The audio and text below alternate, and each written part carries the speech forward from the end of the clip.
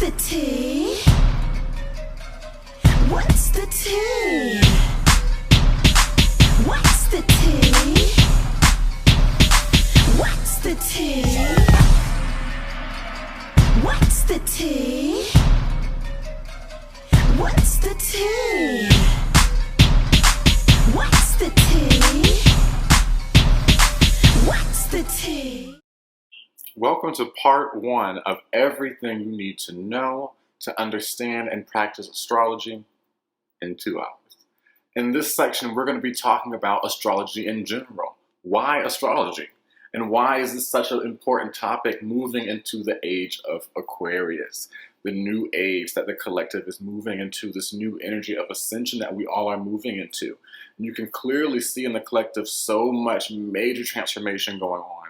And a big pull from so many people to wake up is the theme, quote, what we say, and come into power of self, come into understanding of self, coming to love of self, to really excel our race forward. And this whole movement is known as, in astrology, the Age of Aquarius, okay? The main reason why I feel that I am here with the water bearer.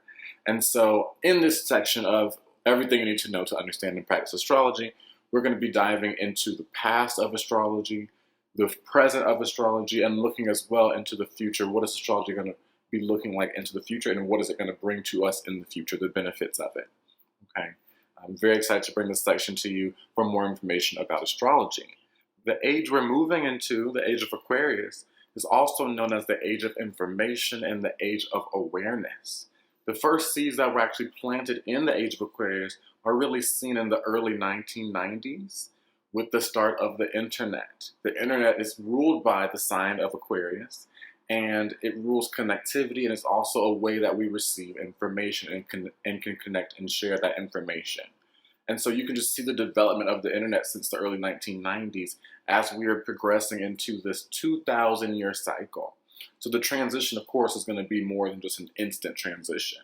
And as we're moving into this new age, astrology is going to be a major, major part of this new age and where the collective is moving. Astrology is also ruled by the sign of Aquarius. Okay? It makes sense since we're moving into the age of Aquarius, right? Just like the internet, astrology is a major, major tool for gaining awareness. Reasons why it is going to be a big part of the Age of Aquarius.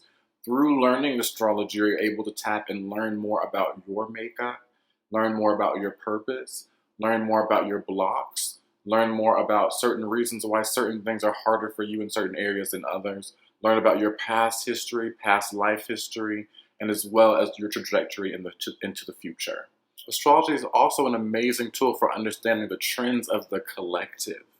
For example, currently Saturn is in Aquarius, and the last time Saturn was in Aquarius was in the early 1990s. And when Saturn's in Aquarius, it really deals a lot with the collective and bringing more harmony to the collective. It's a lot about civil reform, social reform. And in the 1990s, that was the last time we focused so much on civil and social reform. It's also very similar. Notice the Rodney King riots that occurred in the early 1990s. We're currently going through similar situations, and Saturn's in the same place that it was then as it is now. Same thing, 30 years prior to that, the civil rights movement occurred when Saturn was in Aquarius as well. So you can see anytime Saturn's in Aquarius, the collective has these civil rights movements and these movements for more equality, because that is what Aquarius rules over. And as we're moving to the Age of Aquarius, you can see the influence of that, okay? And so this is the benefits of astrology. Not only do you understand more of your own makeup, your own purpose, the blocks and limitations in your own life, and the purpose of why certain things occurred for you, you also understand the trends of why the collective is shifting in certain ways, and the trends of why certain things are happening in the way they are. And so this provides so much of information and awareness, and is the main reason why I believe that as we move into the Age of Aquarius, astrology is going to be a key player in our focus. Before we jump into the history of astrology, let's take a look at the definition of astrology.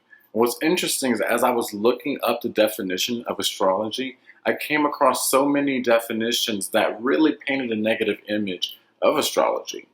Astrology is slowly building back the credibility that it once had, But when we get deep into the history of astrology, you'll understand more about how it is really imperative to remove many stigmas of astrology in order for many people to accept it. This is another reason why I feel the need to make this workshop, is because it's going to shine a light more on the depth of astrology, the purpose, the extent, and the amount of understanding we can gain through astrology, but it's also going to share on the history of astrology and give more of a truthful perspective of what it truly is. And when I looked at the definitions, I was like, oh my gosh, this is really, really, really imperative for us to really remove lots of stigmas around astrology, because it is insane. So let me get into the definitions now. Before we jump into a lot of the definitions that paint a negative image of astrology and talk about that, there was a definition that I really resonated with, and it was by the Oxford Languages Dictionary, and it defines astrology as the study of movements and relative positions of celestial bodies interpreted as having an influence on human affairs and the natural world.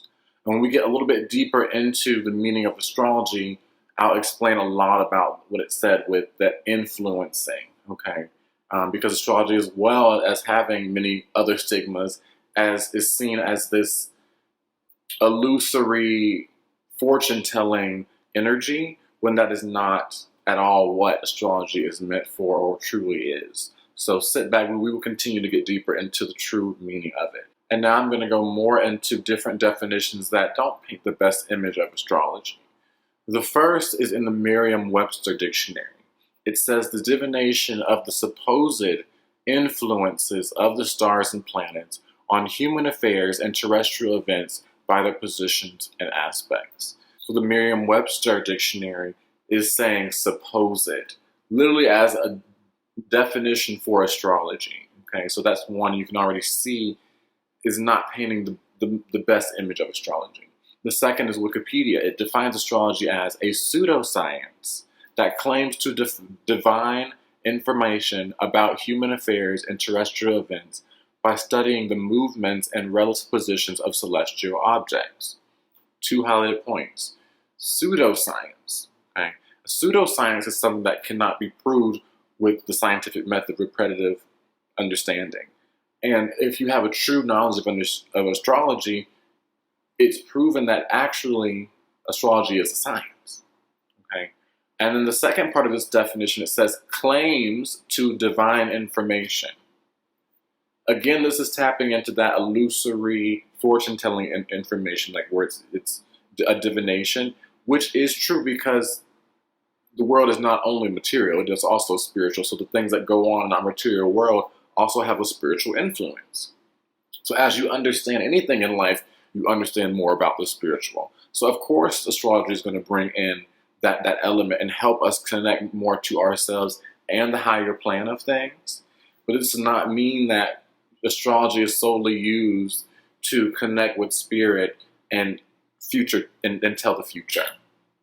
And so the next definition is dictionary.com. It describes astrology as the study that assumes and attempts to interpret the influence of the heavenly bodies on human affairs. Assumes and attempts. Again, these are not the best definitions for astrology. So now let's get into actually the truth of astrology and what it brings and the history of astrology.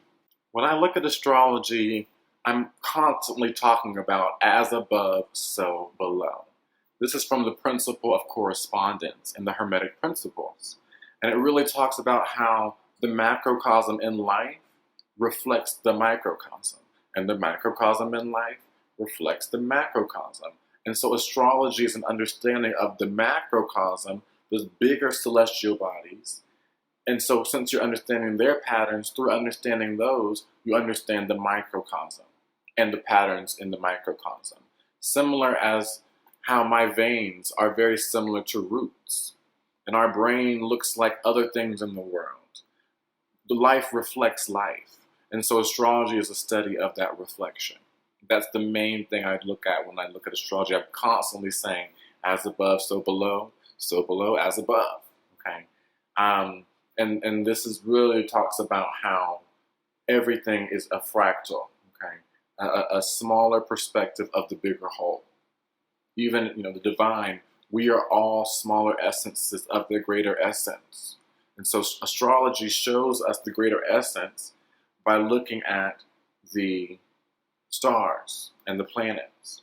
And through understanding their motions and their energies and their interaction, we understand we also are made of stars and stardust. And so our own composition within of our own inner planets mixing together is really able for us to understand more of ourselves and our lives because of that reflection. So that's the main point when I look at astrology and define it and what actually it does bring. It brings a greater understanding of our lives because we're looking at the macrocosm of the microcosm. A second aspect of astrology you can look at is imprinting. And I do this so much in my own astrology practice. On your birthday, whatever occurs around that time, especially when the sun is in the exact same place when you were born, is an imprint. It's called a solar return chart in astrology. You can look at that chart for that exact moment in that year, whatever year it is of your birthday, and see what's going on in the planets, and that'll foretell that next year. Carl Jung, a very, very famous psychologist, studied astrology very deeply and had something called the Theory of Synchronicity. He compared this to Aristotle's formal causation, which poses that whatever is born or done at this particular moment of time has the quality of this moment of time. That is imprinting. I always see it like, how ducks, when they first, whatever they see is, that's mama. You know what I'm saying? And so when you first have your first imprint, your first breath of air, this is your birth chart. And this is what we study to understand you, because that is the imprint of whatever the planets were doing in the sky at your birth. And since you are a microcosm of the macrocosm, by looking at the macrocosm of what's going on in the sky, we can see the imprint of what's going on in your life and the purpose and how that's going to unfold. And that is how I use astrology so much, and how you're going to be using astrology as well through this course. Lastly, taking astrology to a more spiritual perspective, everything is energy. If you zoom into anything on the world, you will see atoms and electrons and everything zooming around, okay? And we all have influence.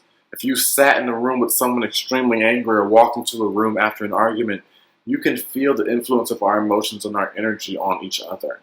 You also have heard, it's very popular now to know the term aura, okay? We don't just have this physical body, but our soul resides within this body. And there's also energy around us, an energetic field around us known as our aura. And since when we connect with other people, we can feel their energy and such. And so since we have that effect, we are the microcosm of the macrocosm, meaning that the Earth, the Sun, Pluto, Mars, all the planets, all the energies in the universe have an energetic frequency, have an energetic barrier, have energetic effect as well. And since we have an effect and we're so small in comparison to the planets, their effect is major, okay, in the solar system, all right? And so by studying astrology, again, you're able to tap into how the interaction between these energies affects not only the planets themselves, but also affects us on Earth, okay? And so that is a lot of what I believe astrology is. Through the interaction of being around the planets, we can see that effect. We already know the moon affects the tides so strongly. And we're more than 70% water, so do you think that we're not going to be affected as well? And that's just a study that we know now. If we put more scientific research into studying the planetary bodies and their effect on us, we may find so many other things. We may find that there are receptors in our body for energy, the energy of Mars. You never really know. And so just how we can recognize and interpret the energy of others around us, we also, through studying astrology, can understand and interpret how the energy of the mass of celestial bodies in our universe can affect our lives. So now that we have a greater understanding of how astrology works, let's dive into the history of astrology.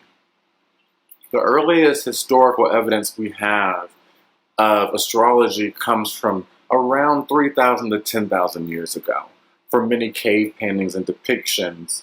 In these cave paintings, it was found that there were more drawings of the stars than of Earth in the maps of the Earth.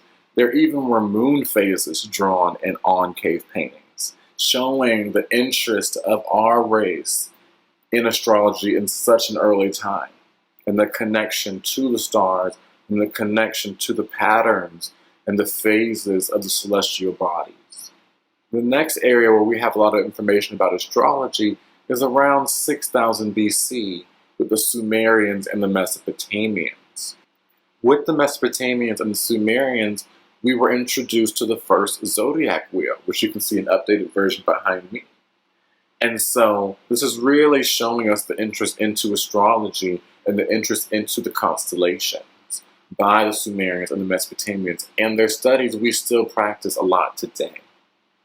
The next area that's focused on are the Babylonians. And they're key to have officially coined astrology over 2,000 years ago. I honestly believe there were many civilizations practicing astrology prior to what we have historical evidence of. And I believe that there also was extraterrestrial influence helping us, whether that be through meditation or actual physical contact, to advance our societies in the past and improve us. Because there's so much evidence, there's so many artifacts that logically don't make sense. It's like, how were they able to understand exactly the perfect alignment of the constellations to build the pyramids, the perfect alignment of something to be perfectly where the solstices hit, the perfect alignment of certain structures when they didn't even have telescopes or measuring tools of that depth.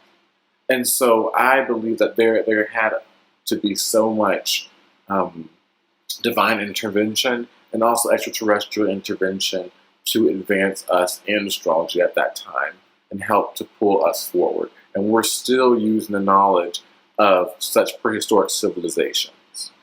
Around the 4th century BC, Babylonian astrology was then introduced to the Greeks. And as we get into astrology, you'll see a lot of connection between modern astrology that we study and Greek culture.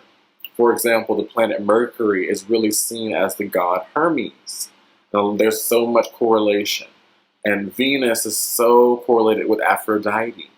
And so these things you can see are the connection from astrology into the cultures that it embraced. Astrology's first major credibility and acceptance by society came with the Greeks. From the studies of Plato, Aristotle, and many others, astrology really became regarded as a science. And this is the first time when astrology was placed at that high level because of its importance. Because of the influence that the Babylonians had over the Greeks, and the understanding that the Greeks had of astrology, it changed their lives. Before they went to battle, they checked astrology. They knew the charts. They understood the way the planets worked and the importance of knowing these trends and patterns. They knew when to start something new. They knew when it was a time more of reflection. And they used astrology as this tool, which I truly feel that we will get back to as we move more into the Age of Aquarius. Once the Greeks really embraced astrology, the Romans soon after embraced it as well. And many of the names that the Romans coined in astrology, especially the zodiacal signs, we still use today.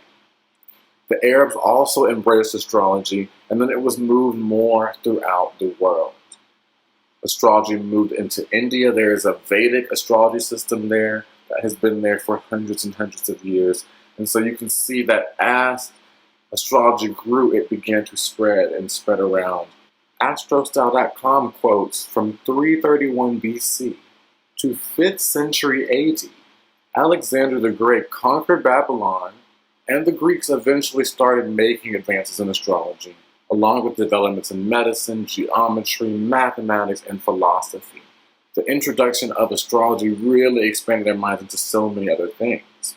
The modern names for planets and zodiac signs came from Greek literature. In 140 AD, Ptolemy published one of the most revered astrology works ever written. And so you can really see astrology came to a very high place in society. And I really do feel that we're going to get back there. And now we're going to move more into how it fell from its grace a bit. In the beginning of the Middle Ages, astrology flourished all throughout cultures. It was practiced by doctors, astronomers, and mathematicians as well. As math advanced at that time, astrologers were also able to engage more and understand astrology more through the incorporation of more skillful mathematics. Many esteemed European universities at this time including Cambridge, from 1225 to 1250, had astrology chairs, and royals had court astrologers as well, similar to what I was speaking about the Greeks and Romans, with who they contacted to understand when to go to war, when to initiate something new. Astrostyle.com also says that many popes were very pro-astrology. The monk and mathematics professor Placidus created the house division system that we use so much today, the Placidus house system that we're going to talk about further into this workshop. When Copernicus advanced the theory that the Earth travels around the sun, he dedicated his main work to the astrologer Pope Paul III. Belief in astrology began to decline as the church gained power, though, and it was seen as heresy and superstition during the Inquisition. Galileo himself was found guilty of heresy and had to renounce his astrological beliefs to save his life. And that was quoted from Astrostyle.com.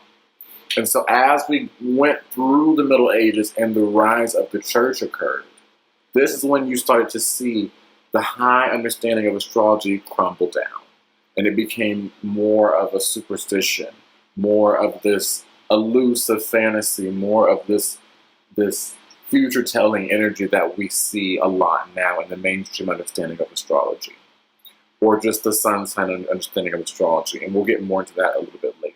But through the Middle Ages, you really saw the fall of astrology because as the church gained power, anything that took the power away from the church had to go. And astrology is a main way to understand yourself, which empowers you. And so an empowered collective, by understanding astrology, was a threat to the upcoming church power.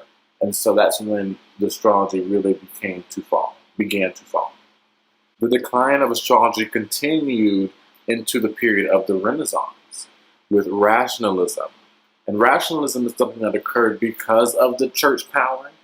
Many people during the Renaissance really realized that it's about being an individual, and each individual can understand their own world through logic. And so the shift turned to a very strong focus on logic, and this understanding of rationalism really created more of a superstitious and false view of astrology because the science of it was removed. After rationalism and the major decline of astrology, it began to pick up more in the 19th century with many psychologists. Carl Jung is one of the ones I spoke on about this, but it never fully got to the popularity that it actually was before the Middle Ages and the Renaissance. After the 19th century and over the past 200 years, horoscopes have begun to become more popular, with sun sign horoscopes, especially with the growth of the media.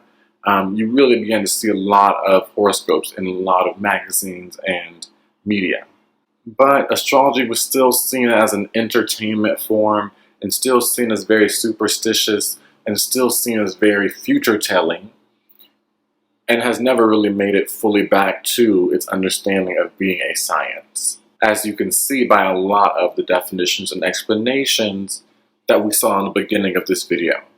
Recently, there's been an increase in astrology and an increase in the interest of astrology in a more in-depth way, and this has a lot to do with the pull into the Age of Aquarius. Many souls have incarnated here to bring the collective into this age, the water bearer, for example. And so we are really studying and going back to the esoteric knowledge of astrology and not just skimming the surface of horoscopes. And because of this, we're going to be able to really embrace more of the true understanding and benefit that astrology has. And hopefully, as we move into the Age of Aquarius, get more of the mainstream to understand astrology so that we can practice and understand it like many civilizations that I spoke about, the Greeks, the Romans, the Mesopotamians. So why is it important to understand astrology? Not only do you dive deep into your understanding as the microcosm, by understanding the macrocosm, you're also able to really look into the collective's energy to see many trends. For example, the American and French revolutions occurred right around the time that Uranus was discovered by astronomers in 1781. And Uranus is the planet that rules over rebellion, revolution, and the people. So it's interesting that you see that theme of the American Revolution and the French Revolution, which happened very close to each other, around the time of the discovery of the planet of revolution. Very interesting. As well, the Civil War in America occurred during the Saturn return of the United States. Saturn return comes around every 30 years and really pushes you to gain more integrity and to be in a higher alignment. And when the United States was coined and created, Saturn was in the area of the sky of Libra, which deals with partnerships and equality. And so during the Saturn return of America, the Civil War occurred because there was a major re-understanding and reworking of integrity in relationships, redefining of what do relationships mean, and redefining of what is humanity and civil rights. And you saw a lot of this during the Civil War, and this occurred during the Saturn return of America, which again shows many trends that astrology can point out. Lastly, astrology is a major tool as we move into the future, because we're moving into a very unknown time. So much of the traditions and the way things have been are crumbling now because of a lot of the negative energy and corruptness in them. And so as we move into new energy, we're moving to a more unknown place, but the Age of Aquarius is about the future. The Age of Aquarius is about information and awareness. And astrology not only allows you to see patterns into the future, but it also is a big tool for gaining more awareness and gaining more understanding, which is why it's a key player in the new age that we're moving into. And a major reason why I'm a strong advocate for sharing and educating astrology. So that's my spiel about why astrology is so important, especially as we move into the new age. Now let's dive into the planets and get more into astronomy.